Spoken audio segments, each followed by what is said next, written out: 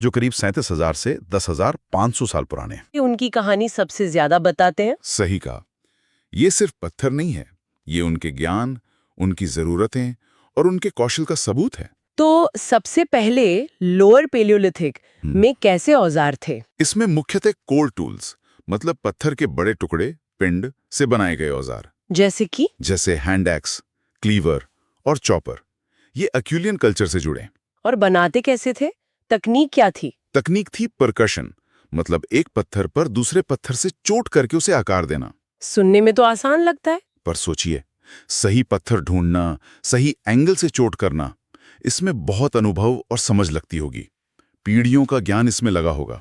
इसका कोई अच्छा उदाहरण है किसी साइट से? हाँ बिल्कुल, कर्नाटक में हुंसकी घाटी है, वहां इसामपुर नाम की जगह, वो एक महत्वपूर्ण अक्यूलियन साइट है। क्यों? क्या खास है वहां? उसे एक तरह की फैक्ट्री साइट कह सकते हैं, औजार बनाने का कारखाना। वहां चूना पत्थर के औजार बनाने के सबूत मिले हैं। फैक्ट्री साइट मतलब बड़े पैमाने पर औजार बन रहे थे? हाँ, वहां बहुत सारे कोर मिले हैं, बड़े फ्लेक्स बनाने में जो वेस्ट मटेरियल निकलता है वो डेबिटेज मिला है, और हथौड़े वाले पत्थर यानी हैमरस्टोन भी मिले हैं। लगता है ये औजार बनाने का एक ऑर्गेनाइज सेंटर था। दिलचस्प है।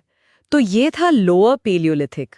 इसके बाद आया मिडिल पेलियोलिथिक। हाँ, और यहाँ तकनीक में बदलाव आता है। क्या बदलाव? अब कोर टूल्स से ज्यादा महत्व फ्लेक टूल्स का हो गया। फ्लेक टूल्स मतलब पत्थर से जो छिलके या फ्लेक्स निकलते थे, उनसे बने औजार, जैसे स्क्रेपर, पॉइंट, बोरर।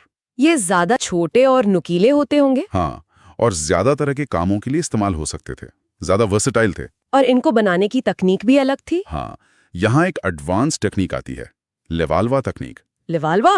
ये क्या है? इसमें क्या करते थे कि पहले पत्थर के कोर को बहुत ध्यान से तैयार करते थे, उसे एक खास शेप देते थे। अच्छा। क्यों? ताकि उससे जो फ्लेक निकाला जाए वो पहले से तय आकार और मोटाई का हो, मतलब प्रिडिक्टेबल फ्लेक। वाह, ये तो काफी सोची समझी प्रक्रिया लगती है। बिल्कुल, ये दिखाता है कि उनकी सोचने की क्षमता, उनकी कॉग्निटिव एबिलिटी बढ़ रही थी।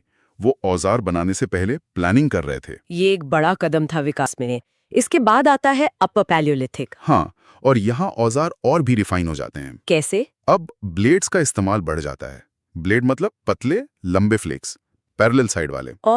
और ब्यूरिन जैसे औजार। ब्यूरिन शायद हड्डी या लकड़ी पर नक्काशी करने या खांचा बनाने के काम आते होंगे। और क्या इसी दौर में हड्डी के औजार भी बनने लगे? हाँ, बोन टूल्स का इस्तेमाल भी अपर पैलियोलिथिक में शुरू हुआ, जैसे नीडल्स, हार्पून हेड्स। आपने हार्पून कहा, उत्तर प्रदेश के बेलन घाटी में लोहंदा नाला से कुछ मिला है ना, डी का? हाँ, वो एक काफी चर्चित चीज है, हड्डी की बनी है, थोड़ी टूटी हुई है। उसको लेके अलग अलग बातें हैं। हाँ, कुछ लोग उसे मातृ देवी की मूर्ति मानते हैं, देवी की तरह। और कुछ उसे हार्पून या भाले का अगला हिस्सा मानते हैं। तो देखिए, एक ही चीज की कितनी अलग व्याख्याएं हो सकती हैं। सही बात है। पुरातत्व में व्याख्या हमेशा एक चुनौती रहती है। अच्छा, तो ये सारे